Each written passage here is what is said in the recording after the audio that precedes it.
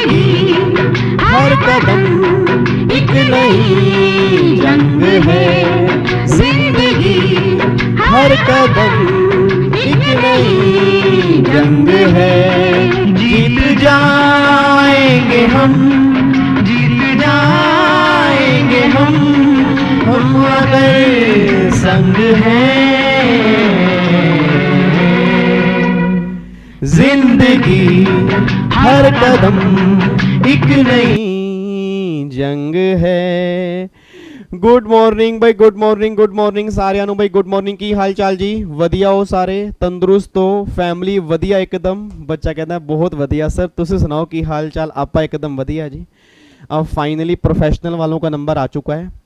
RMCS professional की जितनी family के बच्चे हैं उनसे आज बातचीत करेंगे और आज हम डिस्कशन करेंगे कि एडवांस टेक्स्ट को हमें कैसे रिवाइज करना है कम से कम 3 बार।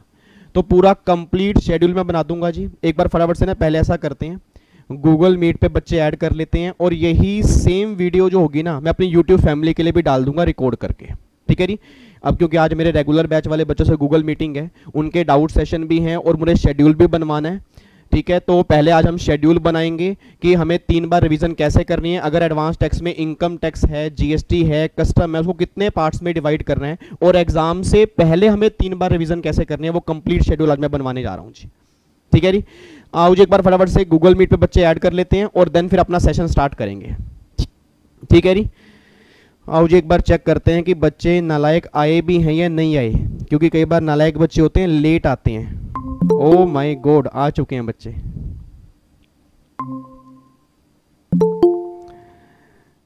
गुड मॉर्निंग जी, गुड मॉर्निंग, गुड मॉर्निंग भाई, गुड मॉर्निंग। की हाल चाल? मॉर्निंग जी, morning sir. Good morning, good morning जी, गुड मॉर्निंग, गुड मॉर्निंग जी, गुड मॉर्निंग, गुड मॉर्निंग। अच्छा एक बार फटाफट से अपनी एक तो ऑडियो बंद कर लेना, ठीक है, और वीडियो सबकी ऑन होनी चाहिए। और आज हम डिस्कशन करेंगे कि एडवांस टैक्स की हमें रिवीजन कैसे करनी है। प्रॉपर शेड्यूल मैं आपको बनवा दूंगा। आपने जो भी शेड्यूल पहले अगर बनाया हुआ है और अगर वो शेड्यूल सही चल रहा है फिर तो आप उसके बेस पे रिवीजन कर सकते हो, ठीक है। बट अगर आपको लगता है कि हमने कोई शेड्यूल नहीं बनाया, फिर हमें नया शेड्यूल बनाना है, तो मैं आज आपको बनवा दूंगा, उसके बेस पे फिर आपने रिवीजन करनी है, ठीक है। मैं टारगेट लेके चल रहा हूं कि हमारे एग्जाम दिसंबर में है, उससे पहले कम से कम 3 रिवीजन तो हमें करनी है।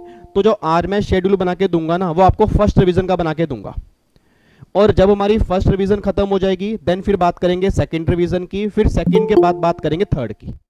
चलो तो एक बार अपना फिर सेशन स्टार्ट कर देते हैं। एक बार ना मैं अपनी स्क्रीन शेयर कर देता हूं शेड्यूल की। अगर आपके पास कोई नोटबुक है या पेन है एक बार वो लेके बैठ जाना, ठीक है। आप भी साथ साथ शेड्यूल बना लेना, ठीक है, कि किस तरह से हमें रिवीजन करनी है, किस तरह से हमें पार्ट्स में डिवाइड करना है। मेरे अकॉर्डिंग अगर आप उसके बेस पे रिवीजन करोगे आपकी 3 रिवीजन बहुत बढ़िया तरीके से होंगी और जबरदस्त तरीके से होंगी, ठीक है। क्योंकि आप सब जानते हो एडवांस टैक्स का पेपर जो है उसका सिलेबस काफ़ी लेंथी है, तो उसको हमें कंट्रोल में कैसे लेके आना है और किस चैप्टर पे हमें ज़्यादा टाइम लगाना है, किस चैप्टर पे थोड़ा कम टाइम लगाना है, किस चैप्टर को कितने दिनों में रिवाइज करना है।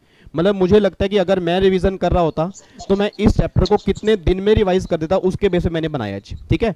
बाकी आप थोड़ा बहुत चेंज भी कर सकते हो बट पैटर्न सेम रहेगा, ठीक है जी। आओ जी एक बार मैं फटाफट से ना स्क्रीन शेयर कर देता हूं, आप मुझे बताना कि स्क्रीन शेयर हो रही है नहीं हो रही, और देन फिर स्टार्ट करेंगे जी। अब एक बार बताना स्क्रीन आपको सामने दिख रही है?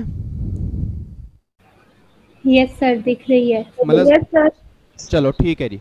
इधर सुनना ध्यान से। अब एक बार ना बस अपनी ऑडियो बंद करके रखना, ठीक है। सिर्फ मुझे ऑडियो बंद चाहिए। एक बार जब तक कंप्लीट डिस्कशन नहीं होगी, पहले पूरी कंप्लीट डिस्कशन करेंगे, उसके बाद आपके जो भी डाउट्स होंगे ना कि सर इसको हम ऐसा भी कर सकते हैं, फिर मैं आपके डाउट्स ले लूंगा, ठीक है। इधर देखो ध्यान से। पहले मैं ना एडवांस टैक्स की रिवीजन कराने से पहले ना आपको 2-3 पॉइंट क्लियर कर दूं। अब देखो आप सबके दिसंबर में एग्जाम है मेरे हिसाब से, और अब आपके पास ना इस टाइम राइट टाइम है कि आपको ये फाइनल डिसाइड करने का कि आपको सिंगल ग्रुप देना है, बोथ ग्रुप देने हैं, 3 ग्रुप देने हैं। ऐसा मैं क्यों कह रहा हूँ, क्योंकि आप में से ना काफ़ी सारे बच्चे ना नवंबर में जाके डिसाइड करेंगे या नवंबर में जाके पूछेंगे कि सर क्या एक ग्रुप ये वाला छोड़ दें। वो बहुत गलत टाइम होगा। मतलब अभी एग्जाम से पहले 3 महीने पढ़े, दैट इज मतलब ये आपका ये लगा लो ये एग्जैक्ट टाइम है कि जिस टाइम आपको बताना पड़ेगा कि मुझे एक ग्रुप में जाना है, मुझे 2 ग्रुप में जाना है, मुझे 3 ग्रुप में जाना है। और अगर आपने माइंड मेकअप कर लिया ना कि मुझे एक ग्रुप देना है तो फिर आपको एक ही देना है। अगर माइंड मेकअप कर लिया कि मुझे 2 देने हैं फिर दोनों ही देने हैं। अगर माइंड मेकअप कर लिया कि सर तीनों एक साथ ही देने हैं तो फिर तीनों एक साथ ही देने हैं। उसके बाद फिर ये मत कहना कि सर ये ग्रुप मेरा प्रिपेयर नहीं हुआ, रीजन में आपका टाइम वेस्ट होगा बहुत ज़्यादा। ठीक है ना, क्योंकि कई बार आप में से कई सारे बच्चे होते हैं, वो क्या करेंगे, सर मेरा दोस्त तीनों ग्रुप दे रहा है तो मैं भी तीनों ग्रुप दे रहा हूँ, वो बात बिल्कुल गलत है। सर मेरा दोस्त 2 ग्रुप दे रहा है, मैं दोनों देने की सोच रहा हूँ, ये भी मत सोचना। अपने अपने आप से चेक करो, अपने आप को आइडेंटिफाई करो, अपने आप को इवेल्युएट करो कि इस टाइम में कितना तैयार हूँ। और वो इवेल्युएट कैसे करोगे कि आपकी कोचिंग्स कब कंप्लीट हो रही हैं। भाई अगर आपको मान लो एक ग्रुप देना है, चलो अगर एक ग्रुप की कोचिंग मतलब अगर एक ग्रुप है और अगर एक ग्रुप की कोचिंग खत्म हो चुकी है, उम्मीद करता हूं खत्म हो चुकी होगी, नहीं हुई सितंबर के एंड तक खत्म हो जानी चाहिए, आपके पास 2-3 महीने रिवीजन के अंदर इज मोर देन सफिशिएंट। अगर आपके 2 ग्रुप हैं या 3 ग्रुप हैं, ये तो आज अपनी नोटबुक पे नोट कर लो कि 30 सितंबर के बाद कोई भी कोचिंग नहीं जानी चाहिए। सर मैं दोबारा कह रहा हूं, जिनकी कोचिंग नवंबर में खत्म होती है, दिसंबर में एग्जाम होंगे, गारंटी दे रहा हूं एग्जाम सही से क्लियर नहीं होंगे। क्योंकि अगर डायरेक्टली कोचिंग के बाद अगर एग्जाम देने जाओगे ना, वो तैयारी हो ही नहीं पाएगी। आपको लगेगा आपको सारा कुछ याद है, बट याद कुछ भी नहीं होगा। और आप जितने भी रैंक होल्डर से बात कर लो, जितने भी उन लोगों से बात कर लो जिन्होंने कुछ अचीव किया, वो ऑलवेज ये बात कहेंगे भैया कोचिंग से ज़्यादा सेल्फ स्टडी जरूरी होती है। इट मीन्स अगर आपको लास्ट के 2-3 महीने सेल्फ स्टडी के नहीं मिलेंगे, आप मत सोचना 3 ग्रुप देने की, 2 ग्रुप देने की। Reason being self study most important है। तो अगर किसी की कोचिंग अभी चल रही है, टारगेट लेके चलो कि 30 सितंबर तक मुझे सारी कोचिंग कंप्लीट करनी है। अक्टूबर का महीना, नवंबर का महीना और दिसंबर के 15 दिन सिर्फ मुझे रिवीजन के लिए चाहिए। मैं होऊंगा, मेरी बुक्स होंगी, मेरा रूम होएगा और कुछ भी नहीं होगा। उस टाइम कोई क्लास नहीं चल रही होगी। हाँ, अगर किसी टॉपिक में डाउट आ रहा है तो हर टीचर ने आपको 2-2, 3-3, 4-4 व्यूज दिए होंगे, तो एक बार उस क्लास को ओपन करके देख लो। बट अगर मैं फिर भी कहूंगा अगर डिटेल क्लास नहीं देखनी, रिवीजन क्लास देख लो। मतलब टाइम वेस्ट ना करो क्लासेस के अंदर। इट मीन्स अगर आपने एक बार क्लास कंप्लीट कर ली है, ये मन में मत लेके आओ कि मुझे सेकंड व्यू भी देखना है। सर सेकंड व्यू का मतलब होता है रिवीजन। Revision means notes. हाँ, जहां नोट्स में दिक्कत आ रही है वहां रिवीजन क्लास देख सकते हो, वहां सेकंड व्यू देख लेना, अदरवाइज सेकंड व्यू मत देखना। तो पहला पॉइंट तो ये कंप्लीट करोगे आज। जितने बच्चे मेरे सामने बैठे हैं या यूट्यूब फैमिली के जो बच्चे होंगे, सबसे पहला अपने पॉइंट ये कंप्लीट करना है कि आज ही अपने आप को इवेल्युएट करो कि मुझे कितने ग्रुप जो मैंने सोचे थे, क्या मैं वो ग्रुप दे सकता हूं। आपका दिल अगर गवाही दे रहा है कि यस मैं वो ग्रुप दे सकता हूं, तो उसके लिए चले जाओ बस। मतलब फिर ना किससे डिस्कशन मत करो, दोस्त से बातचीत मत करो, किससे बातचीत मत करो। इट मीन्स अगर मेरे दिल ने कह दिया कि मैंने 2 की तैयारी की थी और 2 ही दूंगा, तो 2 की तरफ जाओ। उसके बाद ना फिर 1 महीने के बाद ना अगर किसी ने कहा या किसी के कहने से कोई सिंगल ग्रुप मत छोड़ देना। ठीक है, तो पहला पॉइंट तो ये नोट कर लेना कि आज ही आपने आपको इवेल्युएट करना है कि जो ग्रुप आपने सोचे थे वही ग्रुप आपने देने हैं। इसके बाद उसमें कोई भी चेंज नहीं होगा, क्योंकि 3 महीने पहले ही आपको डिसाइड करना पड़ेगा कि आपको दिसंबर में क्या करना है। ये पॉइंट तो क्लियर हो गया। दूसरी बात यहां पे ये ध्यान देना, सेकंड पॉइंट जो है, अब स्टडी मटेरियल। अब बच्चा कहता है सर जैसे मान लो मेरे को तो 1 ग्रुप देना है, मुझे 2 ग्रुप देने हैं या मुझे 3 ग्रुप देने हैं, तो ना स्टडी मटेरियल कौन सा फॉलो करना है और कैसे फॉलो करना है। थोड़ी सी बात समझ लो। देखो आप प्रोफेशनल के बच्चे हो और मेरे ख्याल से आपको इतनी समझ है, बट कई बच्चे नालायक होते हैं, उनको समझ नहीं होती। वो क्या करते हैं, वो क्वांटिटी पे ध्यान देते हैं, क्वालिटी पे ध्यान नहीं देते। मतलब आप में से कई सारे बच्चे हो सकते हैं जिनके पास 5-5 ऑथर की बुक्स होंगी, 5-5 क्वेश्चन बैंक होंगे, मेरे से आज ही लिखवा लें, फ्रस्ट्रेशन के अलावा कुछ नहीं मिलेगा। मतलब आपके दिमाग में टेंशन होगी, गुस्सा होगा, फ्रस्ट्रेशन होगी, क्वेश्चन कोई भी सोल्व नहीं होगा। रीजन बीइंग अगर आप 5-5 बुक एक साथ लेके चलोगे, मेरा दिल कहता है कि आप रिवीजन कर ही नहीं सकते। भाई सिंपल सी बात है। एक बात मुझे बताओ, अच्छा आपने आपने महाभारत सबने देखी होगी, महाभारत आपने सबने देखी होगी। अब महाभारत के अंदर जब मेरे ख्याल से महाभारत का युद्ध स्टार्ट होता है, तो वो दुर्योधन और अर्जुन के बीच में वार्तालाप होती है ना कि कृष्ण भगवान किसकी तरफ जाएंगे और उनकी जो सेना है वो कहाँ जाएगी। दुर्योधन ने क्या कहा था कि मुझे तो सेना लेनी है, और अर्जुन ने क्या बोला रही, मुझे कृष्ण भगवान चाहिए। मतलब दुर्योधन ने क्या कहा कि मुझे क्वांटिटी चाहिए, क्वालिटी नहीं चाहिए, और अर्जुन ने क्या कहा, मुझे भाई साहब क्वालिटी चाहिए। और एक बात ना मैंने आपको पहले भी बताई थी, अगर आपको ध्यान आ रहा हो, आपने शायद नाम सुना होगा, मेरे ख्याल से ब्रूसली का नाम था। मतलब ब्रूसली जो मतलब बहुत फेमस थे मार्शल आर्ट के लिए। तो एक बार ना मैं उनका इंटरव्यू सुन रहा था, तो मैंने क्लास के अंदर भी बताया होगा कि इंटरव्यू के अंदर उनसे पूछा गया कि आपको किस चीज़ से डर लगता है। तो ब्रूसली ने पता क्या कहा, ब्रूसली ने कहा कि सर मुझे उन लोगों से डर नहीं लगता जिन्होंने 500 स्टंट या 500 किक सीखी हैं, मुझे उनसे डर लगता है जिन्होंने एक किक को 500 बार ट्राई किया। मतलब सिंपल सी बात है, अगर एक किक है मान लो या एक कोई पुश है, अगर उसको 500 बार उसने प्रैक्टिस किया होगा तो फिर वो ऐसा मारेगा कि मैं मर जाऊंगा। तो वही से मैं आपको कह रहा हूं सर, क्योंकि मैंने अपनी लाइफ में ये फॉलो किया, उम्मीद करूंगा आप भी लाइफ में फॉलो करोगे कि आपके लास्ट के 3 महीने हैं बिना बात के हर मटेरियल की तरफ मत भागना कि यहां से मिल गया यहां से उठा लिया, वहां से मिल गया वहां से उठा लिया, ये मिल गया वो उठा लिया, मतलब मटेरियल इकट्ठा करते गए और हो कुछ भी नहीं रहा। और फिर होगा पता क्या, एक महीने पहले इतनी टेंशन होगी यार मैंने तो कुछ किया ही नहीं है, और आप खुद एनालाइज नहीं करोगे कि आप कितने पागल हो। सिंपल सी बात, अगर मैं 5-5 6-6 7-7 8-8 क्वेश्चन बैंक लेके बैठूंगा तो मैं क्वेश्चन कहां से प्रैक्टिस करूंगा। अब बच्चा कहता है सर फिर कहां से प्रैक्टिस करें। सबसे ट्रस्टेड सोर्स जो है, देखो आईसीएसआई के प्रैक्टिस मैनुअल हैं, ठीक है, आईसीएस का प्रैक्टिस मैनुअल डायरेक्टेक्स का भी है, आईडीटी का भी है, उसका सिंगल क्वेश्चन भी आपने स्किप नहीं करना। मैं कह रहा हूं किसी ऑथर का भी क्वेश्चन बैंक करो वो आपकी मर्जी है, बट आईसीएसआई का प्रैक्टिस मैनुअल कोई बच्चा स्किप नहीं करेगा, चाहे वो डीटी का हो चाहे वो आईडीटी का। हाँ, अगर उसके सारे क्वेश्चन कर लिए आपने, कम से कम 2 बार कर लिए, उसके बाद कोई बुक कर लो, मुझे कोई दिक्कत नहीं है। और बाकी क्वेश्चन बैंक मैंने भी थोड़े दिन पहले ग्रुप के अंदर जीएसटी का डाला है, 2 या 3 दिन के अंदर उसका पार्ट नंबर 2 भी आ जाएगा, अगले हफ्ते में इनकम टैक्स का भी आ जाएगा। तो क्वेश्चन आपको इतने सफिशिएंट मिल जाएंगे, आपको क्वेश्चन को देखने की रिक्वायरमेंट नहीं होगी, ठीक है। अब वो आपके ऊपर है कि आपको उसको करना या नहीं करना, बट इतनी गारंटी दे रहा हूं सर, अगर आपको अगर उस क्वेश्चन बैंक को आपने 2-3 बार प्रैक्टिस कर लिया, that is more than sufficient, अपने आप आपकी प्रैक्टिस हो जाएगी, ठीक है जी। बाकी आप समझदार हो, आप सब कुछ समझते हो, बस मैं इतनी सी बात बोलूंगा लास्ट में, अगर आपको एक अटेम्प्ट के अंदर निकालना है, क्वालिटी पे ध्यान देना, क्वांटिटी पे ध्यान मत देना, क्योंकि अगर आप क्वांटिटी पे ध्यान दोगे आपके माइंड में फ्रस्ट्रेशन के अलावा कुछ भी नहीं मिलेगा आपको, ठीक है। तो देखो सेकंड पॉइंट मैंने यहाँ पे क्या बोला है जी, आप क्वांटिटी के साथ जाओ, सॉरी क्वांटिटी के साथ ना जाओ, क्वालिटी के साथ जाओ। और मैंने यहाँ पे लिख भी दिया है कि मैक्सिमम सिंगल टीचर की बुक या सिंगल ऑथर की बुक ले लो, या मैक्सिमम मतलब 1 या 2, ऐसा नहीं है 4-4 5-5 आप लेके चलो। और सबसे बेस्ट ट्रस्टी सोर्स जो है, या तो आईसीएसआई या जो मैंने क्लास में आईसीएआई वाले भी काफी सारे क्वेश्चन करवाए हैं, अगर आप उसको भी प्रैक्टिस कर लोगे that is more than sufficient. और प्रेजेंटेशन कैसे होगी सुन लो ध्यान से ही, आप में से काफी सारे बच्चों को डाउट होगा प्रेजेंटेशन का कि सर पेपर प्रेजेंट कैसे करना है वो समझ नहीं आ रहा।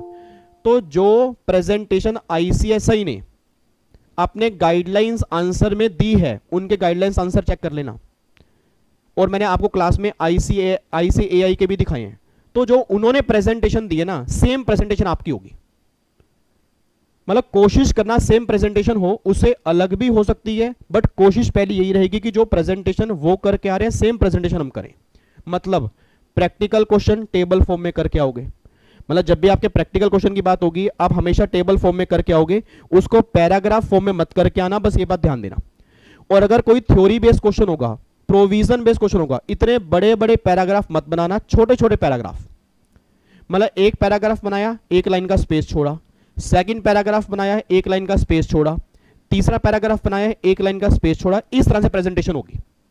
और एक बात और नोट कर लो जी, जितने प्रैक्टिकल क्वेश्चन करके आओगे, हर प्रैक्टिकल क्वेश्चन का वर्किंग नोट्स भी साथ में होगा। मतलब अगर आपके दिमाग में कोई भी कैलकुलेशन चली, वो दिमाग तक नहीं रहेगी, वो पेपर में लिखी जाएगी। सर आपको जान के हैरानी होगी, जब मैंने सीए फाइनल का एग्जाम दिया था डायरेक्ट टैक्स का, मुझे अभी तक याद है, मतलब मेरे को 16 नंबर का क्वेश्चन आया था सर, 16 नंबर का। आप हैरान हो जाओगे सोचकर, 15,000 मल्टीप्लाई 12 कितना होता है, 1,80,000। अब आप में से काफी सारे बच्चे सोचेंगे कि सर ये हमें दिखाना क्यों है, ये तो एग्जामिनर को पता होगा ना कि 15,000 पर मंथ है, मल्टीप्लाई 12 तो 180 होगा। इसका वर्किंग नोट्स मैंने बनाया था सर। अगर आप मेरा क्वेश्चन चेक कर लोगे ना, क्वेश्चन की प्रेजेंटेशन से ज्यादा मेरे वर्किंग नोट्स थे, क्योंकि वर्किंग नोट्स के सर बहुत नंबर मिलते हैं आपको पता नहीं है। और प्रॉब्लम क्या है, हम कोई भी कैलकुलेशन करते हैं, कैलकुलेटर पर की, वो मैं वहां पे प्रेजेंट ही नहीं की। अब आपको क्या लगता है एग्जामिनर सोच लेगा, उसके पास इतना टाइम नहीं है सर। मैं आपको बार बार कह रहा हूं, एक पेपर चेक करने में 4 से 5 मिनट लगते हैं। अब 4 से 5 मिनट में आप उसे क्या दिखाना चाहते हो, ये आपके ऊपर है। अब अगर आप सीधा आंसर सोच के बोलना, आप कभी इमेजिन करना, अगर आप खुद पेपर चेकर होते, कभी सोचना, अगर आप पेपर चेकर होते, एक पेपर आपके पास आ गया, उसने प्रैक्टिकल क्वेश्चन किया है और कैलकुलेशन दिखाई नहीं है कैसे की है, उसने कुछ चीजें ऐड की हैं, कुछ चीजें माइनस की हैं, उसने प्रोविजन ही नहीं बताया ऐड उसने क्यों किया, माइनस क्यों किया, तो आपको क्या लगेगा, इस पर्सन ने कहीं ना कहीं से नकल मारी है। भाई सिंपल सी बात है ना, जब आप बता ही नहीं पा रहे कि आपने ऐड क्यों किया, माइनस क्यों किया, ये बातें कहां लिखी हैं, ये कैलकुलेशन किस तरह से आपने किया, तो वो नंबर क्यों देगा आपको। तो ऑलवेज ये बात ध्यान देना, आपके आंसर से ज्यादा नंबर वर्किंग नोट्स के होते हैं, ठीक है। तो मैं दोबारा बोल रहा हूं जी, आपने चेक किया होगा, जब हमने क्लास में आईसीएआई वाले हमने क्वेश्चन किए थे, आपने चेक किया होगा, देखो कितने वर्किंग नोट्स उसके बाद लिखे हुए थे। और वर्किंग नोट की बहुत वैल्यू होती है सर। तो टैक्स में तो हमेशा ध्यान, क्योंकि सिर्फ टैक्स का आपका टैक्स का पेपर ही है प्रैक्टिकल, बाकी सब तो प्रोविजन बेस है, केस स्टडी बेस है। तो जहां प्रैक्टिकल क्वेश्चन बनेंगे आपने वर्किंग नोट्स बहुत बढ़िया से बना के आने हैं, बस ये बात ध्यान दो, ठीक है जी। तो मैंने दो बातें अभी तक बताई हैं आप सबको। पहली बात मैंने क्या बताई है, सेल्फ इवैल्यूएशन का टाइम आ चुका है, अब टाइम वेस्ट मत करो, इवैल्यूएट करो अपने आप को कि आपने कितने एग्जाम देने हैं। उसके बाद सेकंड मैंने बोला स्टडी मटेरियल, आप क्वांटिटी फॉलो नहीं करोगे, क्वालिटी फॉलो करोगे, ठीक है जी। और प्रेजेंटेशन जो हमारे इंस्टीट्यूट की है उसकी प्रेजेंटेशन वेल एंड गुड है, उसके बेस पर हमें करनी है, थोड़ी बहुत चेंज हो सकती है बट ऐसा ना हो कि बिल्कुल ही गंद मार के आ जाओ। और जब प्रैक्टिकल क्वेश्चन की बात होगी साथ में वर्किंग नोट्स भी बनेंगे, हर चीज नीट एंड क्लीन होगी, बीच में कटिंग नहीं होगी, कटिंग होगी तो सिंगल लाइन कटिंग होगी, ऐसे पागलों की तरह कटिंग आपने करके नहीं आनी। मतलब ऐसा ना हो कि उसके हाथ में पेपर आए उसको लगे भाई साहब एग्जीक्यूटिव का लेवल है, इसको दोबारा वापस भेज दो, क्योंकि सर इसके बाद आप सीएस बनने वाले हो, थोड़ा सा ये ध्यान रखना, आपकी लास्ट स्टेज है और दोबारा इसके बाद कोई एग्जाम आपको देने नहीं है। अब आप में से कई बच्चे सोच रहे होंगे सर हमारे सारे ग्रुप नहीं है, मैं कह रहा हूं जो भी ग्रुप है आप as a company secretary exam दे के आओगे कि अगर हम सीएस होते तो हम प्रेजेंटेशन क्या करके आते, ठीक है। तो सेकंड पॉइंट तो ये है। तीसरा पॉइंट सुनना ध्यान से, तीसरा पॉइंट हमारा है रिवीजन पैटर्न। अब रिवीजन पैटर्न का मतलब क्या है, आप में से कई बच्चों के मन में डाउट होगा कि सर एक दिन में कितने पेपर हम लेके चलें, आप में से काफी सारे बच्चों के मन में डाउट होता है। देखो अगर मैं अपनी बात करता हूं ना, मेरे सीए फाइनल में 8 पेपर थे और मैंने दिन में 2 पेपर से ऊपर कभी उठाए नहीं। वैसे बेस्ट तरीका तो होता है आप 1 पेपर लेके चलो, 2 पेपर लेके चलो, बट आप में से काफी सारे बच्चे हैं तो 4-4, 5-5, 6 पेपर भी लेके चलते हैं। पता नहीं मुझे ऐसा क्यों लगता है कि उसमें आपका आउटपुट नहीं आता। मतलब वो तो ना बच्चों वाली गेम हो गई कि 1 घंटा 1 पेपर किया, फिर दूसरा किया, तीसरा किया, और ये ना वो बच्चे करते हैं जिनको डर रहता है कि हम भूल जाएंगे, और जबकि एक्चुअल में आप कभी भूलते नहीं सर। क्योंकि अगर आप सही तरीके से पढ़ रहे हो, आप सही ढंग से पढ़ रहे हो ना, मतलब ही नहीं पता था कि आप भूल जाओ। तो मैं आपको ये गाइड करूंगा, बाकी आपकी मर्जी है सर, मैं आपको ये गाइड करूंगा 2 पेपर या मैक्सिमम 3 पेपर एक दिन में आप लेके चलोगे। और उसका कॉम्बिनेशन क्या रहेगा, सिंपल सी बात है, 9 पेपर में से 1 टेक्स्ट जो है वो आपका प्रैक्टिकल है, बाकी तो सारे प्रोविजन बेस हैं, ठीक है जी। अच्छा अब आपको इस तरह से लेके चलना है, मान लो 9 पेपर हैं। अब मान लो सुकृति मेरे को कहती है, सुकृति कहती है सर 9 में से ना मेरे को 5 तो मान लो आसान लगते हैं और 4 मुश्किल लगते हैं, या इसका वाइस वर्सा बोल लो, मतलब कई बच्चों को लगेंगे 6 मुश्किल हैं 3 आसान है। मतलब जो भी, आप पहले ये चेक करो कि आपने जो पेपर देना उसमें मुश्किल कितने आसान कितने आपको लग रहे हैं तो सारे ही सेम ना, बट कई बार हमें लगते हैं कि ये मुश्किल है ये आसान है, भगवान ये निकाल दे, ये हम निकाल देंगे। अब जब कॉम्बिनेशन बन गया कि आसान मुश्किल में, तो आप सबसे पहले मान लो 3 पेपर है मेरे, एग्जाम्पल एक लेता हूं कि मुझे 3 पेपर देने हैं, 3 में से मुझे 2 आसान लग रहे हैं 1 मुश्किल लग रहा है, तो मैं कॉम्बिनेशन बनाऊंगा 1 मुश्किल 1 आसान का। मतलब सबसे पहले ना मैं कहना क्या चाह रहा हूं, सबसे पहले मुश्किल मत उठाना। रीजन बीइंग क्या है, मोटिवेशन बिल्कुल खत्म हो जाएगा। और ये भी नहीं कह रहा कि आसान ही उठाने हैं, फिर मुश्किल कौन करेगा।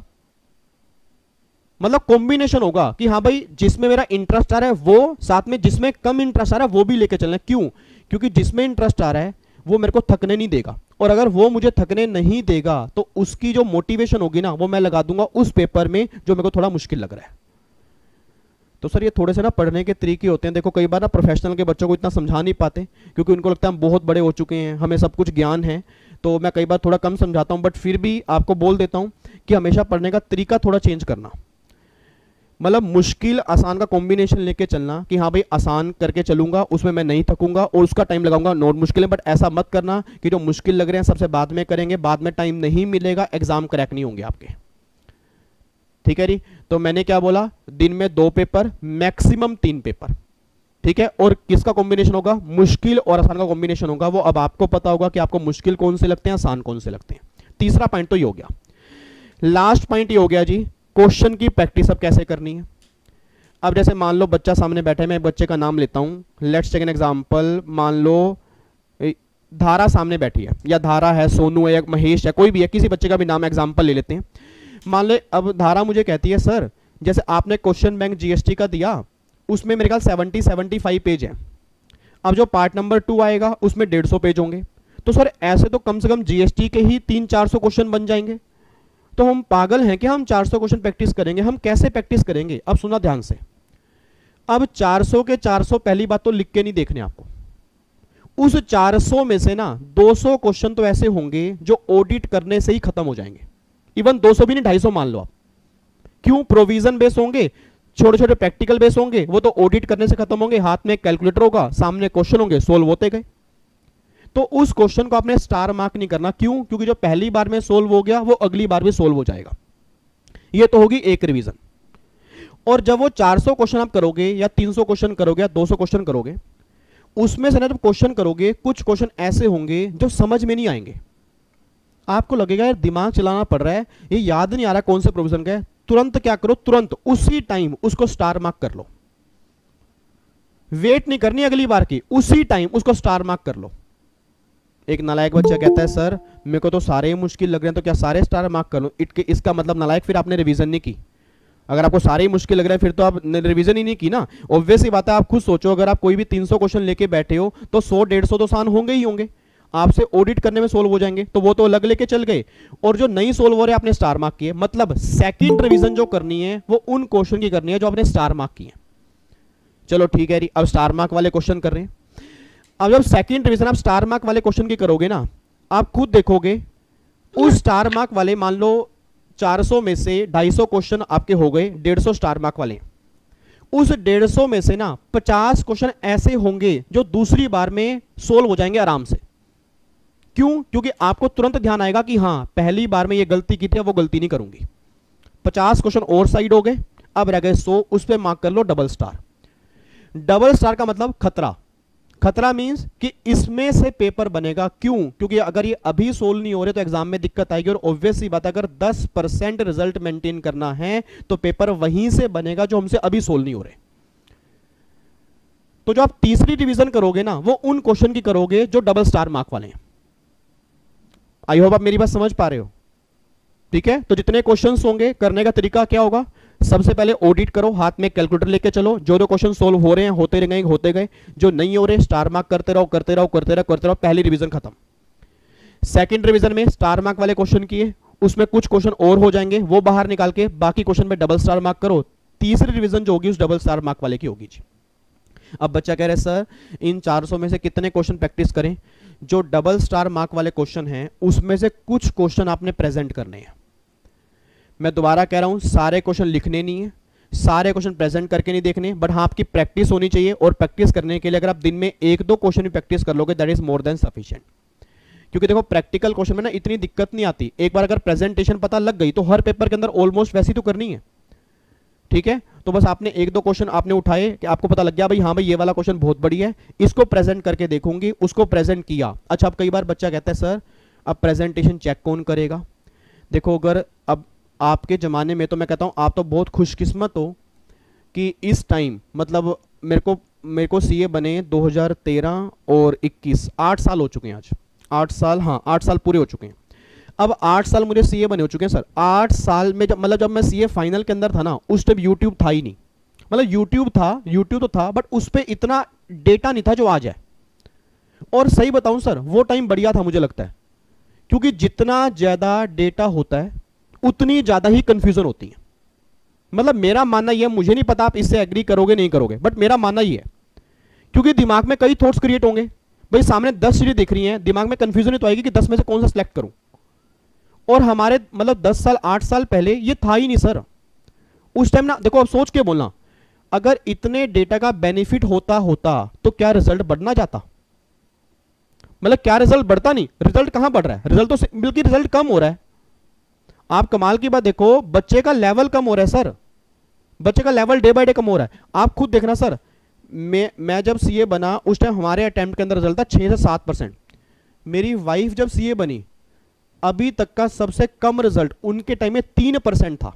अब देखो 3% में वो सीए बन गए, 6-7 में मैं सीए बन गया। और प्रॉब्लम क्या, आज अगर 15 से 20 आ रहा है तो भी बच्चा कह रहा है सर पास ही नहीं हो पा रहे। रीजन क्या है? आपके दिमाग में डेटा बहुत सारा है। तो उसको हमें कंक्लूड कैसे करना पड़ेगा? कंक्लूड हमें इस तरह से करना पड़ेगा कि हमें पता हो कि हमें करना क्या है, हमारा माइंड क्लियर हो। भाई ये मटेरियल करना है, इसको 3 बार करना है, इस तरह से क्वेश्चन करने हैं, इतनी प्रैक्टिस करनी है, बात खत्म। उसके बाद ना कुछ भी चल रहा हो उस पर हमें ध्यान देना ही नहीं है। आपको मैं लाइफ में सफल होने का तरीका बता रहा हूं सर, क्योंकि सिंपल सी बात है, आप अगर खुद एग्री करते हो तो आप एग्री करोगे, नहीं तो कई बच्चे एग्री नहीं करेंगे। बट मैं फिर भी बता रहा हूं सर, आपका माइंड अगर क्लियर है कि आपको जाना किस तरफ है, गारंटी दे रहा हूं दिसंबर में आपका लास्ट अटेम्प्ट होगा जी। दिसंबर के बाद आपको नहीं देने पड़ेंगे एग्जाम, जितने भी ग्रुप आपको देने हैं वो आपके लास्ट अटेम्प्ट होंगे अगर आप अपना माइंड बिल्कुल क्लियर करके चलोगे। अगर माइंड में कंफ्यूजन क्रिएट हो रही है, सो थॉट्स दिमाग में आ रहे हैं, तो सिंपल सी बात है कहीं ना कहीं प्रॉब्लम आने वाली है फिर। ठीक है, तो मैं वही बोल रहा हूं, क्वेश्चन को प्रेजेंट आप करके चलो, एक आधा क्वेश्चन दिन में प्रेजेंट कर लो, that is more than sufficient. अच्छा, मैं आपको बात बता रहा था चेकिंग करने की बात, मतलब मेन मुद्दा चला था चेकिंग का कि ये बच्चों को डाउट था सर चेक कैसे करें। देखो हमारे टाइम में क्या होता था सर, जैसे आपको पता नहीं विश्वास होगा नहीं होगा, मतलब हमारे टाइम में ना, मतलब आज से 8 साल पहले टीचर का एक ओधा ना एक बहुत अलग होता था, 8 से 8 साल पहले, और आज एक अलग लेवल पे हो चुका है। अब सुना ध्यान से, देखो आजकल तो टीचर, जैसे मान लो मैं हूं या कोई भी टीचर है, नॉर्मली व्हाट्सएप पे अवेलेबल है। ठीक है भाई, आपने मैसेज किया, कभी ना कभी रिप्लाई मिल गया। ठीक है, पहले हम क्या करते थे, पहले मैसेज करते ही थे पहली बात तो, मतलब 8 साल पहले कुछ इतना था ही नहीं, क्योंकि आजकल तो एक परिवार बन गया। तो 8 साल पहले हम डरते थे, हाय सर को मैसेज करेंगे और सर पता नहीं क्या सोचेंगे, रिप्लाई करेंगे नहीं करेंगे, ये दिमाग में चलता था। ठीक है, अब होता क्या था कि अब भाई क्वेश्चन कर लिया, फिर प्रेजेंटेशन चेक कैसे करें। तो हमारा ना ग्रुप था, मतलब 4-5 बच्चों का ग्रुप था, और हम आपस में प्रेजेंटेशन मैच करते थे कि तू दिखा भाई तूने प्रेजेंटेशन कैसे की है, फिर मैं दिखा मैंने प्रेजेंटेशन कैसे किया। तो आपस में डिस्कशन करते थे और फिर जिसकी बेस्ट लगती थी उसके बेस पे हम काम करते थे। अब बच्चा कह रहा है सर हम कैसे चेक करें, तो आपको मैं चेक करने का तरीका बता रहा हूं सर। आपने कोई भी क्वेश्चन प्रेजेंट किया ना, सबसे पहला सोर्स है उसका, आपने वो क्वेश्चन कहां से किया, उसका अगर आंसर दिया हुआ है, जो उस आंसर के अंदर प्रेजेंटेशन है, अगर सेम प्रेजेंटेशन है that is well and good.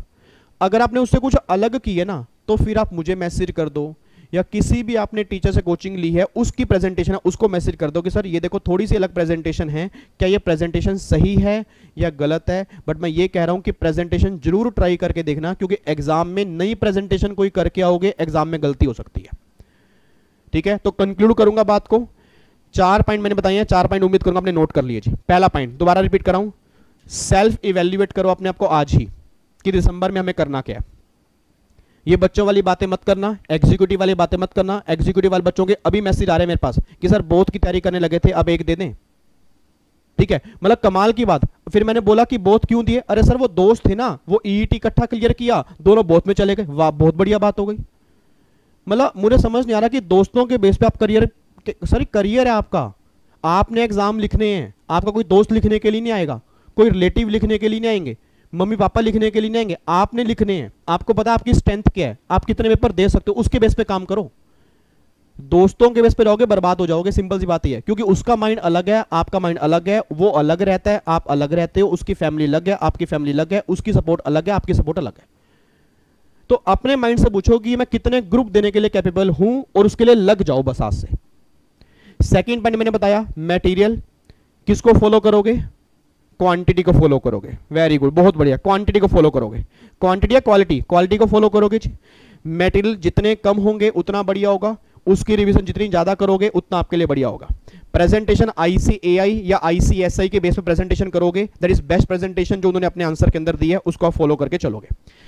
फिर रिवीजन पैटर्न क्या होगा, 2 पेपर मैक्सिमम 3 पेपर आप दिन में लेके चलोगे, और आसान और मुश्किल का कॉम्बिनेशन बना के चलोगे।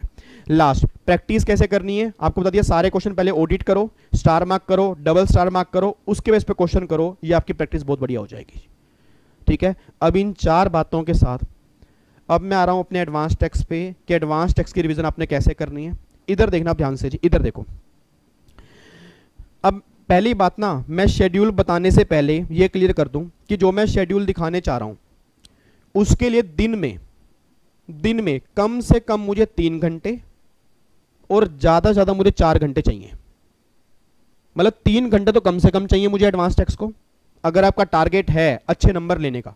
अगर आपका वही टारगेट है कि जो CS वाले बच्चे नंबर लेते हैं 45, 50, 55 नंबर, तो मैं उनकी बात नहीं करूंगा, वो तो वैसे भी आपके आ जाएंगे क्लास देखने के बाद, नोट्स पढ़ने के बाद।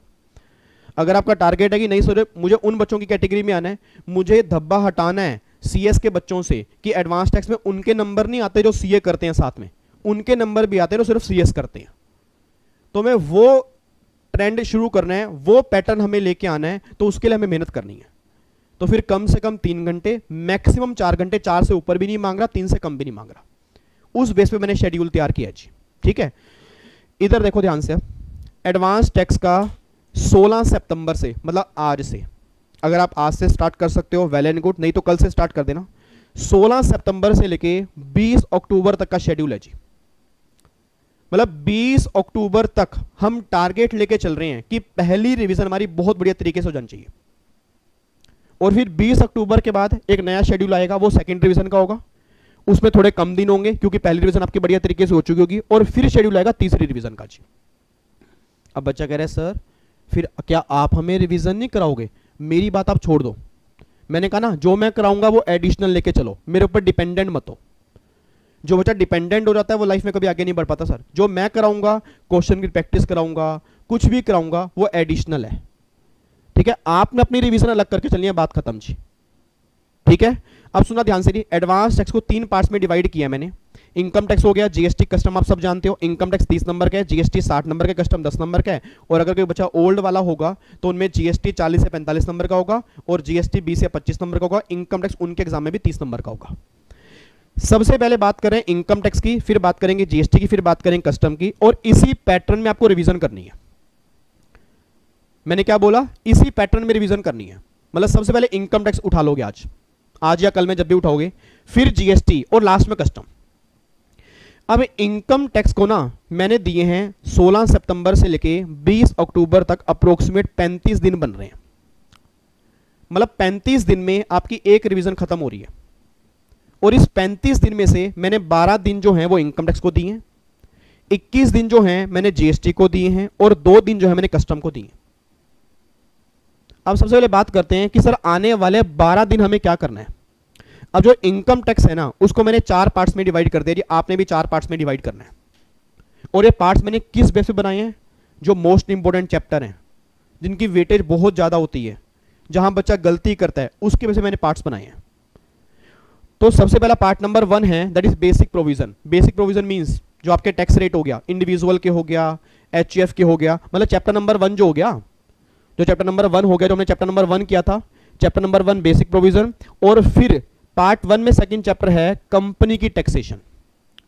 अब कंपनी की टैक्सेशन मींस कंपनी के टैक्स रेट नहीं, कंपनी की टैक्सेशन से रिलेटेड सारी बातें, मतलब मैट 115 बाब और डिविडेंड की टैक्सेशन, बायबैक की टैक्सेशन और पोयम वाला कॉन्सेप्ट, ये सारे कॉन्सेप्ट मतलब कंपनी की टैक्सेशन से रिलेटेड सारी बातें।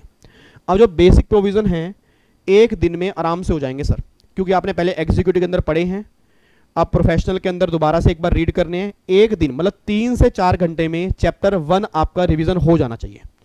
अच्छा और सुनो, उसके ज़्यादा क्वेश्चन प्रैक्टिस मत करना, क्योंकि प्रोफेशनल में कम चांसेस हैं कि आपके वो टैक्स निकालने वाले क्वेश्चन बनेंगे। बट हाँ, जो 115 बीएसी है, जो 115 बीएसी है, जो मैंने उसका एक काफ़ी बड़ा क्वेश्चन करवाया था, वो प्रैक्टिस कर लेना। मतलब 115 बीएसी की थोड़ी प्रैक्टिस करके चलना, ठीक है। बाकी बेसिक प्रोविजन अगर आप ऑडिट भी करोगे तो भी काम चल जाएगा, ठीक है। ये जरूरी क्यों होते हैं? क्योंकि अगर हम प्रोफेशनल क्लियर कर गए, अगर हमें टैक्स रेट ही नहीं पता तो ये बहुत बड़ी गलत बात है। तो चैप्टर नंबर 1 को 1 दिन देके चलोगे, और कंपनी की टैक्सेशन को 3 दिन देके चलोगे। अब मुझसे ये मत पूछना कि सर 3 दिन में मैट कब करें, डिविडेंड कब करें, वो आपकी मर्जी है। मतलब वो आपका, अब देखो ना, एक शेड्यूल मैंने बना दिया, एक अब आपका बनेगा। आपका कैसे बनेगा कि अगर कंपनी की टैक्सेशन में 3 दिन है तो 3 दिन लगाने कैसे हैं? भाई सर पहले तो मैं कंपनी के पहले मैं मैट करूंगी, फिर मैं करूंगी सर 115 बाब, फिर बायबैक करूंगी, और फिर पोयम करूंगी या करूंगा। मतलब इस बेस पे आपने रिवीजन करनी है जो आपको अच्छा लगता है। बट 3 दिन मैंने दिए हैं, 3 दिन मोर देन सफिशिएंट है। आप इस तरह से भी लेके चल सकते हो कि 2 दिन मैंने रिवीजन की, 1 दिन मैंने क्वेश्चन की प्रैक्टिस की, या साथ साथ रिवीजन की साथ साथ प्रैक्टिस की, वो आपके ऊपर है। और सर प्रैक्टिस कहाँ से करें, क्योंकि अभी तो इनकम टैक्स का क्वेश्चन बैंक आया ही नहीं है। तो मैंने क्या बोला, जो आईसीएसआई का डायरेक्ट टैक्स का प्रैक्टिस मैनुअल है उसको डाउनलोड कर लो, उसमें कंपनी की टैक्सेशन के जितने क्वेश्चन दिए हैं वो प्रैक्टिस करो। और जब दूसरा मेरा क्वेश्चन बैंक आ जाएगा तो जब रिवीजन नंबर 2 करोगे या बीच में अगर कभी टाइम मिलेगा उसकी प्रैक्टिस आप कर सकते हो, ठीक है। तो ये तो हो गया जी part number 1, I hope clear हो गया जी। फिर पार्ट नंबर 2 में चैप्टर देखो जी, पार्ट नंबर 2 में कौन से है? पार्ट नंबर 2 में है टैक्स प्लानिंग, अवॉइडेंस, इवेजन वाला चैप्टर। 1 दिन में हो जाएगा जी, बिल्कुल गिरा हुआ चैप्टर है, सिंपल चैप्टर है, प्रोविजन बेस्ड चैप्टर है, 1 दिन में आराम से हो जाएगा। 3 से 4 घंटे में कंप्लीट रिवीजन होगी। मैं दोबारा कह रहा हूं, इसको रिवीजन लेके चलना सर, डिटेल में हम क्लास में पढ़ चुके हैं, मैं रिवीजन की बात कर रहा हूं। उसके बाद जी फिर फर्म की टैक्सेशन, और फर्म की टैक्सेशन मींस समझ जाओ सेक्शन 40B और AMT के प्रोविजन, क्योंकि AMT जो है वो फॉर्म के ऊपर एप्लीकेबल होता है। उसमें मैंने दिए हैं 2 दिन, इसमें दिया 1 दिन, 3 दिन में आपका पार्ट नंबर 2 हो जाएगा। तो मेरे 4 दिन पहले यूज हो गए, अगले 3 दिन यूज हो गए, 7 दिन में मेरे 2 पार्ट खत्म हो गए। और जब ये 2 पार्ट खत्म होंगे, ये लगा लो 30 में से आपके 15 नंबर जो हैं आराम से कंप्लीट हो चुके हैं। मतलब 7 दिन में 15 नंबर के हमने रिवीजन कर लिए अगर आपने इस पैटर्न को फॉलो किया। ठीक है जी।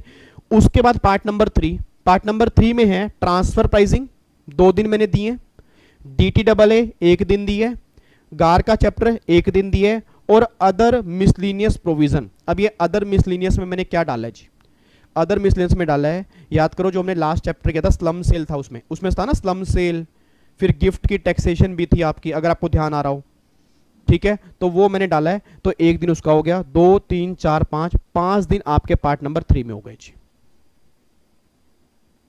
ठीक है जी, तो 5 दिन आपके यहां हो गए, 5 और 3 8 और 4 12, वैसे पूरे के पूरे देखो 12 दिन हो चुके हैं।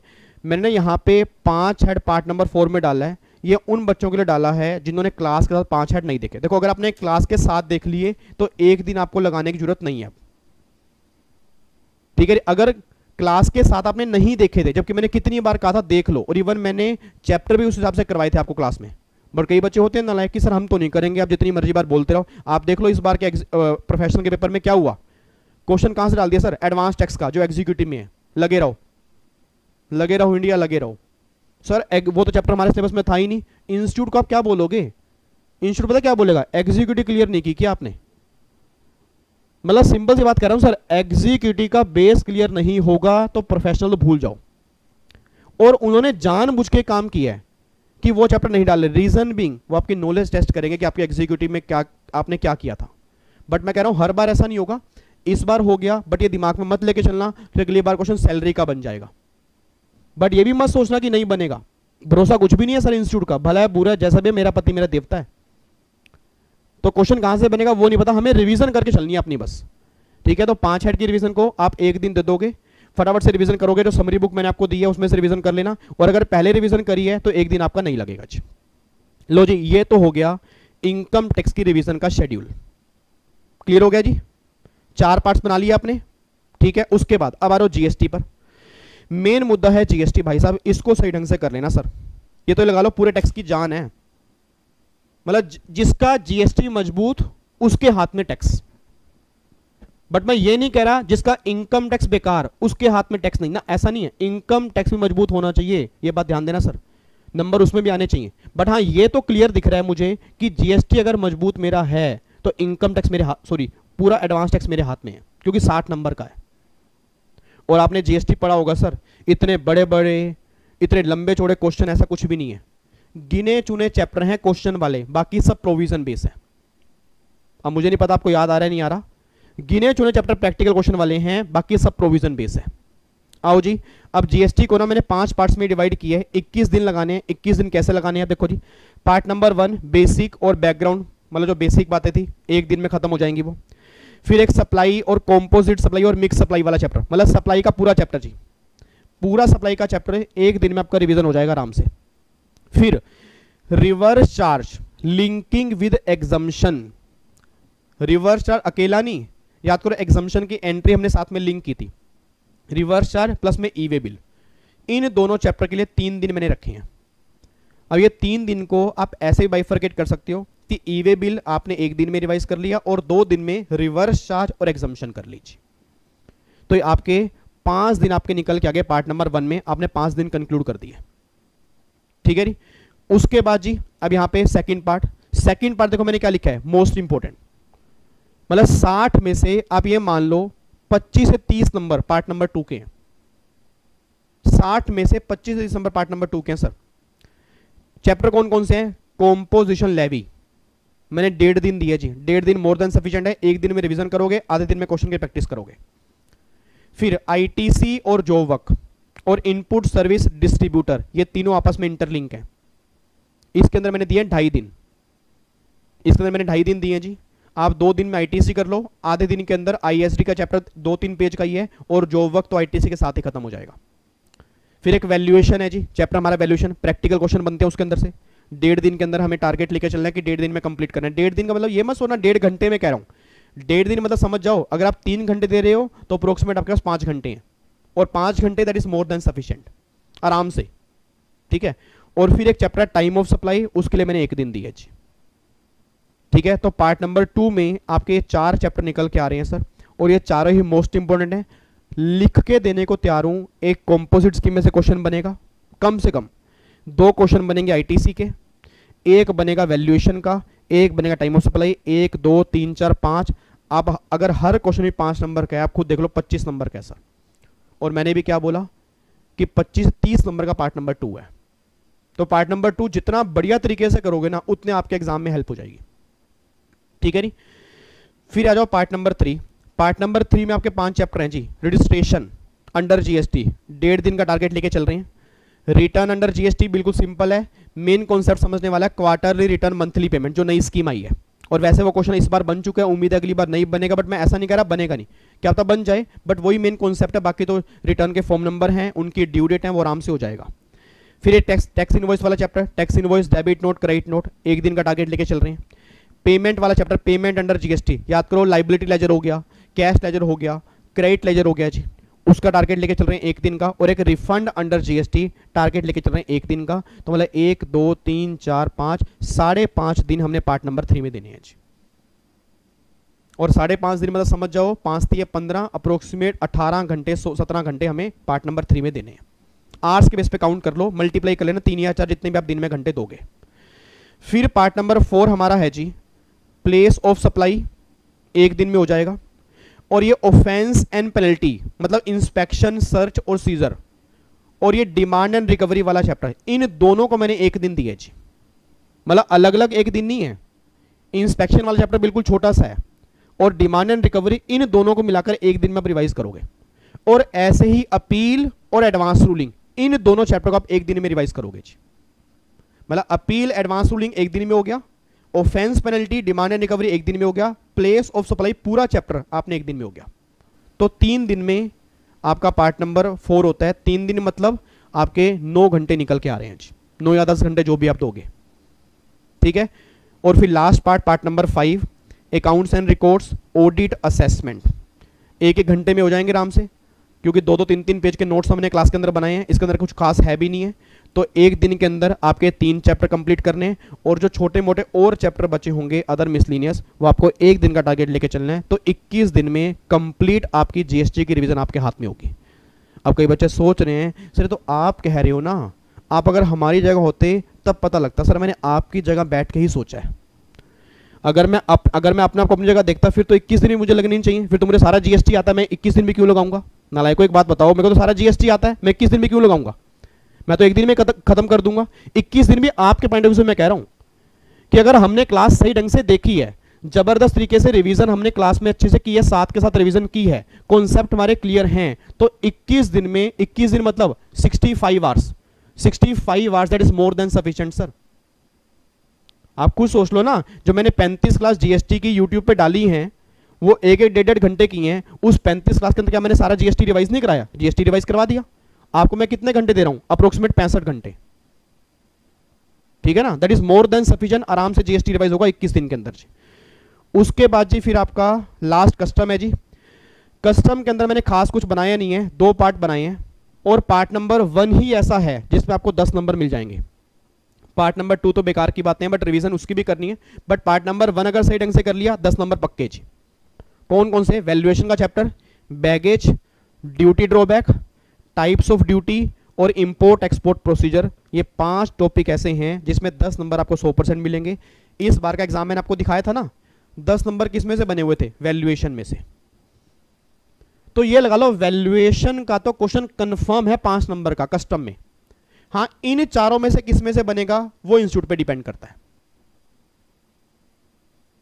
ठीक है जी। तो ये 5 टॉपिक आपके बहुत बढ़िया तरीके से होने चाहिए, चाहे आप इन पे पूरे 2 दिन लगा दो, इन पे पूरे 2 दिन लगा दो, और अगर 1-2 घंटे और लगाने हैं तो डेफिनेशंस हो गया, मतलब जो आपके अदर छोटे मोटे टॉपिक्स हैं उस पे आप लगा सकते हो जी।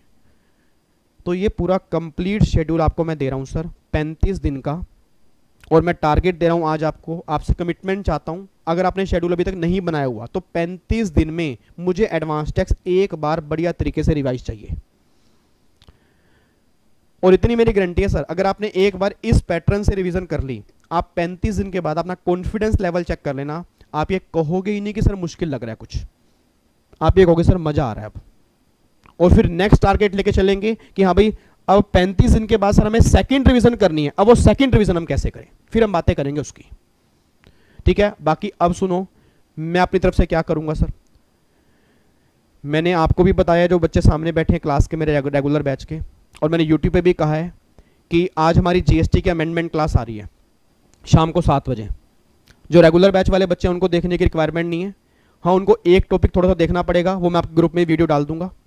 ठीक है, बाकी कुछ नहीं देखना क्योंकि अभी आपका बैच खत्म हुआ है, फुली अमेंडेड है, आपको अमेंडमेंट क्लास अलग से नहीं देखनी है। आप वैसे अगर देखना चाहते तो देख लो, आपकी मर्जी है, बट देखने की रिक्वायरमेंट है नहीं क्योंकि हमने लेटेस्ट किया। यूट्यूब वाले बच्चे देखेंगे तो एक तो अमेंडमेंट क्लास आ जाएगी, उसके बाद अगले हफ्ते से मेरे प्रैक्टिस सेशन स्टार्ट हो जाएंगे। अब जितने बच्चे रेगुलर बैच वाले हैं वो पता क्या कर सकते हैं, प्रोविजन खुद पढ़ लें, प्रैक्टिस मेरे साथ यूट्यूब पे कर लें, ऐसा भी कर सकते हैं वो। भाई प्रोविजन खुद पढ़ लें, प्रैक्टिस कर लें यूट्यूब पे, और मैं कोशिश करूंगा कि जो मैंने शेड्यूल बनाया है उसी के बेस पे प्रैक्टिस करवा के चलूं। मैं कोशिश करूंगा कि जो मैंने शेड्यूल बनाया है उसी के बेस पे यूट्यूब पे प्रैक्टिस करवा दूं, ताकि आपकी रिवीजन घर चल रही है प्रोविजन की, प्रैक्टिस यूट्यूब पे चल रही है, काम खत्म, आपका काम कम हो गया।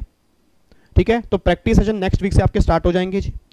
उसके बाद लास्ट में बिल्कुल लास्ट में, अभी मैं कमिटमेंट नहीं करा बट कोशिश मेरी पूरी है, लास्ट में मैं पूरे जीएसटी को एक बार फटाफट से रिवाइज करवा दूंगा, और वो किस तरह से रिवीजन करेंगे वो आपको बता दूंगा। बट मेरी तरफ से कमिटमेंट ये है कि सारी प्रैक्टिस मैं करवा दूंगा, इनकम टैक्स हो चाहे जीएसटी हो चाहे कस्टम हो। और मेनली बच्चों को दिक्कत प्रैक्टिस में ही आती है सर, प्रोविजन तो बच्चा खुद ही पढ़ लेता है।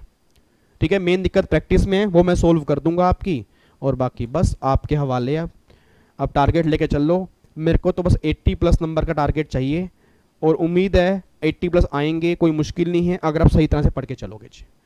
क्योंकि जब सीए वाले बच्चों के आ सकते हैं तो हमारे सीएस वाले बच्चों के आ सकते हैं, वो तब आएंगे अगर आप खुद मान के चलोगे कि यस सर हमारे आ सकते हैं।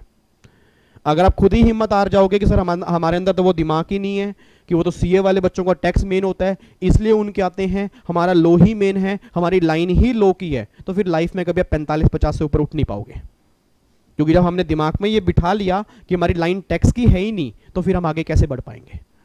और आज इतने सारे सीएस हैं सर, मेरी वाइफ जो है बिग 4 में काम कर रही है पीडब्ल्यूसी के अंदर, वो एमएनए डिपार्टमेंट के अंदर है, मर्जर एंड एक्विजिशन।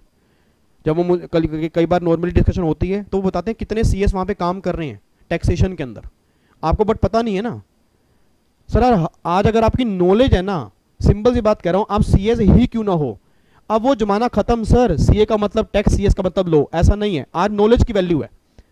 आज अगर आपको नॉलेज है तो मार्केट में जॉब है, नॉलेज नहीं है तो मार्केट में जॉब भी नहीं है। जो कह रहे हैं ना कि मार्केट में अनएम्प्लॉयमेंट है, उन लोगों के लिए जिनको नॉलेज नहीं है।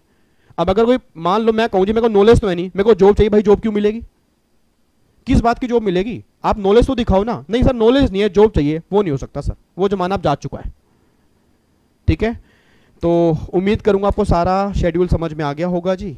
अब बात करते हैं जो बच्चे मेरे सामने बैठे हैं, उनके कोई डाउट्स अगर हैं तो आओ जी 1 बाय 1 लेते हैं। चलो जी, एक बार मैं स्क्रीन स्टॉप कर देता हूं, और अब कोई बच्चे सामने बैठे हैं जी, कोई बोलना चाहता हो जी। सर हाँ जी सोनू। सर मेरे ना लेक्चर ही 10 अक्टूबर तक जाएंगे, क्योंकि ट्रेनिंग के साथ कर रहा हूँ ना, 2 ग्रुप लिए थे, तो अभी लेक्चर्स थोड़े पेंडिंग है, तो क्या करना चाहिए? कब तक जाएंगे? 10 अक्टूबर जाएंगे मिनिमम।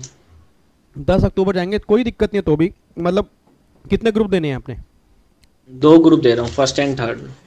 कोई दिक्कत नहीं है, मतलब दोनों ग्रुप के लेक्चर ही 10 अक्टूबर तक जाएंगे, एक के पहले खत्म हो जाएंगे। मतलब ऐसे हो गए कि एडवांस, मतलब दोनों में से थोड़े थोड़े खत्म हो गए, बाकी चालू है ऐसे। तो ऐसा करो ना, जिनके खत्म हो चुके हैं उनकी तो रिवीजन पूरी स्टार्ट कर दो, और जो चल रहे हैं उसका शेड्यूल 10 अक्टूबर के बाद लेके चल लेना। ठीक है, मतलब मैं कह रहा हूं, मैंने सितंबर एंड बोला, बट अगर 10-15 तक भी खत्म होने चल जाएगा। बट कई बार क्या होता है, लोगों के अक्टूबर एंड में खत्म होते हैं, नवंबर में खत्म होते हैं, वो होती है पागलपंती। सही बताऊं तो मैं एक्चुअल में जब मैं फेस टू फेस बैच लेता हूं ना, होता हमारा दिसंबर वाला बैच 10 नवंबर को खत्म होता है, बट मैं उस बैच में पहली क्लास के अंदर बोलता हूं कि इस बैच में अगर दिसंबर वाला बच्चा बैठा है वो बहुत गलत बैठा है, मतलब सीएस के बच्चों में ना कई बार मैंने चीज देखी है, कोचिंग खत्म होती है, एग्जाम आ जाते हैं। सर वो चीज गलत है। आप कभी भी रैंक होल्डर से बात कर लेना, वो कहते हैं कम से कम 3 महीने लास्ट में रिवीजन के लिए चाहिए, तब जाके रिवीजन होती है। और अगर आप 3 महीने नहीं दे रहे, इट मींस आप अपनी सक्सेस से उतनी पीछे जाते जा रहे हो। ठीक है, तो कोई बात नहीं, अगर 10 अक्टूबर को भी खत्म हो रहे हैं तो टाइम है, उसके बाद आप रिवीजन का शेड्यूल बना के चलो। बट हाँ, जितने खत्म हो चुके हैं उसकी रिवीजन आप स्टार्ट करते रहो। ठीक है, ओके सर जी। और कोई, अगर किसी को कोई क्वेश्चन पूछना हो जी। क्लियर हो गया शेड्यूल पूरा? ठीक है। Hello sir. जी धारा। सर आप ये शेयर कर दोगे ना, मतलब ये जो आपने बनाया है? ये तो खिचड़ी पक गई नालायक। पर फिर भी सर मैं लिख रही थी, पर फिर मैं ऐसा करूंगा, इस ये देखो वीडियो भी यूट्यूब पे जाएगी ना, तो स्क्रीनशॉट ले लेना।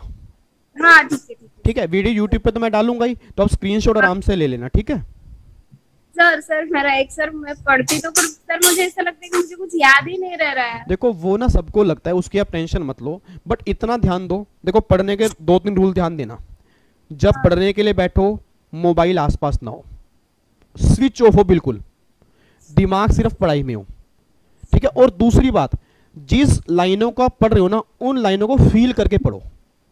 मतलब पढ़ने के लिए मत पढ़ो कि हाँ भाई सिलेबस कंप्लीट करना है तो पढ़नी पड़ रही है, उसलिए मत पढ़ो। ये सोच के चलो कि आगे मुझे कंसल्ट करना है, मुझे किसी को ये लाइनें समझानी है, तो मैं कैसे पढ़ता। आप देखो कई बार खुद सोचना, जैसे आप कभी प्रैक्टिकली इमेजिन करना, जैसे मान लो अब सामने बच्चे, रंजना बैठी है, रंजना है और आप धारा हो। रंजना ने आपको फोन कर दिया कि धारा मेरे को ना ये सेक्शन 16(4) एक बार समझा दो, मेरे को ना क्लास में समझ नहीं आया था। आप पता क्या करोगे, आप फटाफट से बुक खोल लोगे, एक बार खुद पढ़ोगे और फिर समझाओगे। मतलब ऐसे आपने पढ़ना है बस। क्योंकि देखो आपके दिमाग में टेंशन आ गई ना कि हाय मेरे को भी तो क्लियर होना चाहिए, और अगर वही आप खुद रिवीजन कर रहे हो तो 16(4) की इतनी ध्यान से आप नहीं पढ़ते। तो पढ़ने का तरीका सबसे बेस्ट क्या है कि आप पढ़ो ही इस तरह से कि मुझे दूसरे को समझाना है कि हाय अगर उसने कोई क्वेश्चन पूछ लिया तो मैं आंसर क्या दे पाऊंगी। अगर आप इस तरह से पढ़ोगे, देखना आप लाइफ में कभी नहीं भूलोगे। ठीक है, okay sir, thank you. Okay जी, चलो जी। तो आई थिंक आपको शेड्यूल पूरा क्लियर हो गया। तो शेड्यूल मैंने आपको बना दिया है, और उम्मीद करके चलते हैं मतलब मंडे या ट्यूसडे से आपके डाउट सेशन स्टार्ट हो जाएंगे, क्योंकि आप रिवीजन स्टार्ट कर दो और इसी सीक्वेंस में मैं डाउट सेशन लूंगा, इसी सीक्वेंस के अंदर। ठीक है, मतलब जैसे मैंने आपको पहले 3-4 दिन आपको दिए कंपनी की टैक्सेशन बेसिक, तो पहला डाउट सेशन उसका होगा, फिर अगला डाउट सेशन होगा मतलब जो मैंने आपको दिया उस बेस पर डाउट सेशन लेके चलूंगा। ठीक है, ताकि आपके डाउट्स भी साथ में खत्म हो जाएं, और प्रैक्टिस मैं यूट्यूब पे कराऊंगा ही कराऊंगा जी। ठीक है जी, चलो थैंक यू सो मच आप यहाँ पे आए। जी शालिनी। सर एक्चुअली अगर कोई दिन जैसे हम नहीं पढ़ पाते हैं किसी रीज़न की वजह से, लाइक कोई तबीयत खराब हो गई या फिर मतलब कोई किसी भी वजह से अगर नहीं पढ़ पाते हैं, और at the end of the day हम ये देखते हैं, मतलब स्पेशली मैं अपना बता रही हूँ कि at the end of the day देखते हैं कि हमारा दिन अच्छा नहीं गया, हम पढ़ नहीं पाए, तो सर इतने अच्छा, डीमोटिवेट हो जाते हैं एक बात और बताओ। लगता है कि पता नहीं कैसे होगा। हाँ एक बात बताओ, अब आपने कहा हम किस दिन नहीं पढ़ पाते। पहली बात तो देखो ऐसा नॉर्मली होता है, बट अब कभी ये देखना हम खाना डेली खाते हैं। Yes sir. ठीक है, मतलब हम कई चीज़ ऐसे हैं जो हम डेली करते हैं वो हम भूलते नहीं, बट पढ़ाई की बात आती है हम भूल जाते हैं कई बार। ठीक है, तो पहली बात तो ना इस चीज़ को सुधारो। ऐसा मैं क्यों कह रहा हूँ, आज देखो मेरी 1.5 साल शादी को हो गया। ठीक है, आज 1.5 साल हो गया, अप्रोक्सीमेट 2 साल हो गए। लोग मतलब मैं आपको वैसे बता रहा हूँ, चलो घर का फैमिली का मेंबर समझ रहा हूँ। लोगों ने कहा था शादी के बाद विवेक चेंज हो जाएगा। चेंज का मतलब इतना टाइम नहीं दे पाएगा, इतना यूट्यूब पे नहीं आ पाएगा, इतनी मेहनत नहीं कर पाएगा, इतने आवर्स नहीं का। बट मैंने उस चीज को मेंटेन करने के लिए पूरी जान लगाई है। मतलब क्यों, मुझे उन लोगों को गलत साबित करना है। आप मानोगे अगर मैं 10 बजे भी फैमिली फंक्शन से घर आ रहा हूं और अगर मेरी एक क्लास पेंडिंग है तो मैं 10:30 बजे रिकॉर्डिंग करने बैठ जाऊंगा। मैं ये नहीं देखूंगा कि मैं 10 बजे आया हूं मैं थक गया हूं, क्योंकि मुझे उस दिन का काम कंप्लीट करना है। तो वही आपके अंदर होना चाहिए, मतलब आपके अंदर ये हो कि भैया मुझे पढ़ना है, बट हाँ अगर मान लो इमरजेंसी है, भाई फैमिली प्रॉब्लम आ गई, हम पढ़ ही नहीं सकते, तो उसका डीमोटिवेशन भी ना हो। आपके अंदर ये मोटिवेशन हो कि आज का दिन जो मैं नहीं पढ़ पाई, अगले दिन मुझे डबल एफर्ट्स करना है, उसमें मुझे कंप्लीट करना है। ना कि ये हो कि हाय एक दिन खराब हो गया, होगा पता क्या, इस चक्कर में सेकंड डे भी खराब होगा। यस सर, ऐसा ही होता है। ये होता है ना, मैं आपको बता रहा हूं, ये प्रैक्टिकली है। तो बेटर ये है कि आप ये अपने आप से ये बोलो कोई बात नहीं, आज का दिन गया ना, मैं कमिटमेंट कर रही हूँ अपने आप से, कल मैं ज़्यादा पढ़ूंगी। और देखना कल के दिन के लास्ट में देखना कितना खुशी होगी आपको। बट अगर आप ये सोच के बैठ जाओगे कि भाई दिन खराब हो गया, तो लिख लो अगला दिन भी आपका वेस्ट हो गया। ठीक है, तो इस तरह से थोड़ा सा मतलब मेन है कि आपने आपसे कमिटमेंट करो। देखो सबसे बड़ा मोटिवेशन आपके अंदर है, जितने मर्जी आपको मोटिवेशन दे दिया जाए, जब तक आपके अंदर से मोटिवेशन नहीं आएगा सारे मोटिवेशन बेकार हैं। ठीक है, और कोई डाउट जी किसी को है तो नहीं? चलो जी, तो फिर अपनी मुलाकात करेंगे बहुत जल्दी।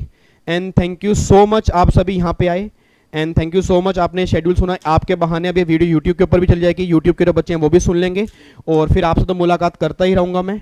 ठीक है, ओके जी, bye bye, tata, thank you so much, जय हिंद, गॉड ब्लेस यू जी, bye bye, thank you sir, bye bye bye, take care, love you जी, बाय बाय।